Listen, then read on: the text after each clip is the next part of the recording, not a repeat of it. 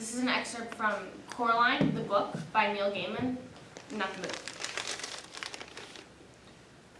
Coraline discovered the door a little while after they moved into the house. It was a very old house. It had an attic under the roof and a cellar under the ground and an overgrown garden with huge old trees in it. Coraline's family didn't own all of the house. It was too big for that. Instead, they owned part of it. There were other people who lived in the old house. Miss Spink and Miss Forcible lived in the flat below Coraline's on the ground floor. They were both old and round, and they lived in their flat with a number of aging Highland Terriers who had names like Hamish and Andrew and Jock.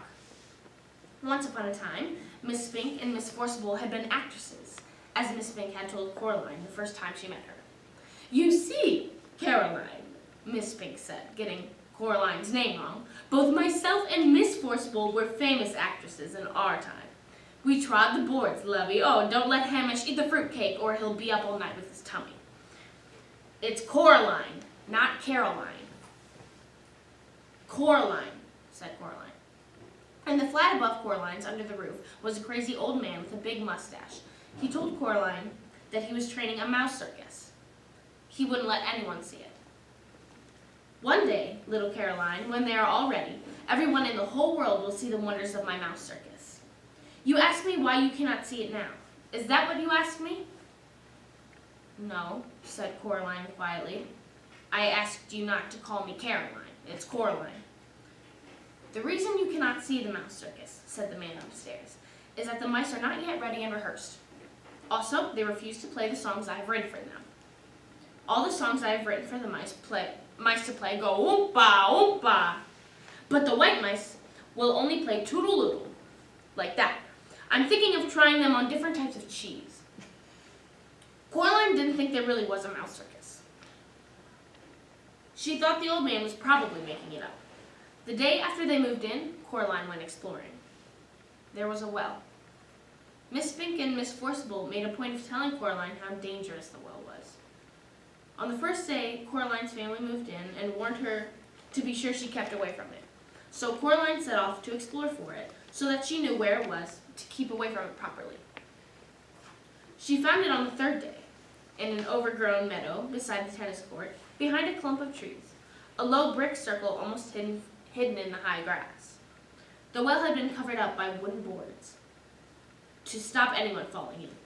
There was a small knothole in one of the boards, and Coraline spent an afternoon dropping pebbles and acorns through the hole and waiting and counting until she heard the plop as they hit the water far below. There was also a haughty black cat who would sit on walls and tree stumps and watch her, but would slip away if ever she went over to try to play with it. That was how she spent her first 2 weeks in the house, exploring the garden and the grounds. Her mother made her come back inside for dinner and for lunch, and Coraline had to make sure she dressed up warm before she went out, for it was very cold summer that year, but go out she did, exploring every day until the day it rained, when Coraline had to stay inside. "What should I do?" asked Coraline. "Read a book," said her mother. "Watch a video, play with your toys, go and pester Miss Spink or Miss Forcible or the crazy old man upstairs." "No," said Coraline. "I don't want to do those things. I want to explore." "I don't really mind what you do," said Coraline's mother, "as long as you don't make a mess." It was time to talk to her father.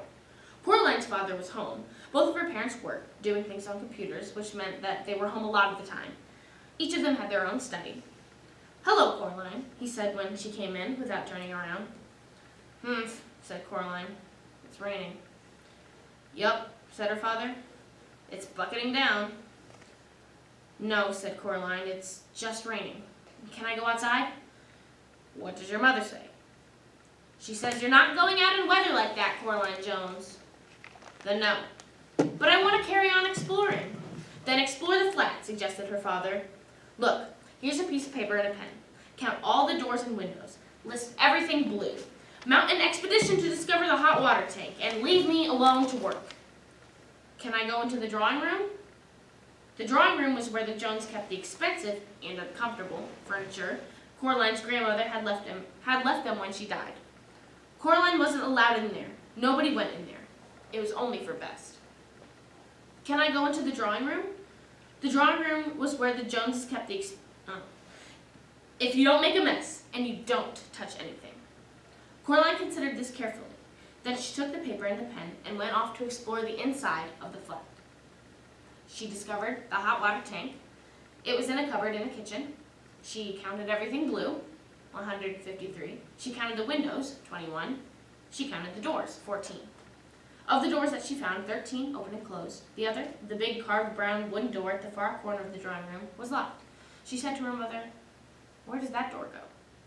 "Nowhere, dear. It has to go somewhere." Her mother shook her head.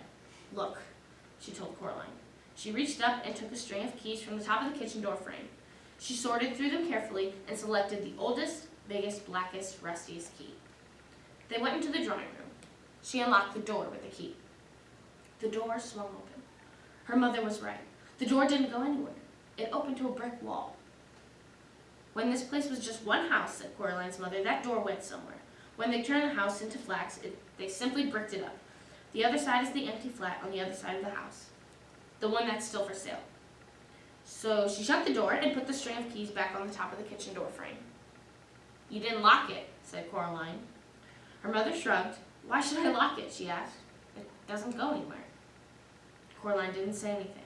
That night, Coraline lay awake in her bed. The rain had stopped, and she was almost asleep when something went tap, tap, tap, tap, tap, tap. She sat up in bed. Something went creak. Coraline got out of bed and looked down the hall, but saw nothing strange. She walked down the hall. From her parents' bedroom came a low snoring, that was her father, and an occasional sleeping mutter, that was her mother. Coraline wondered if she dreamed it, whatever it was. Something moved. It was little more than a shadow, and it scuttled down the darkened hall fast, like a little patch of night. She hoped it wasn't a spider. Spiders made Coraline intensely uncomfortable. You are twice past your time. Oh, okay. I cut a lot of it. Did I go slower, or? I don't think you went slower, but Okay. you've gone for about 7 minutes now. So. All right. Okay. It's such a good story, but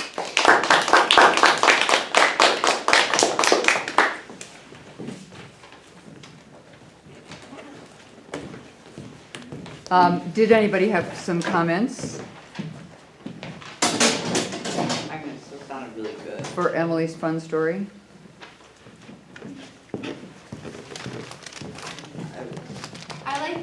I liked your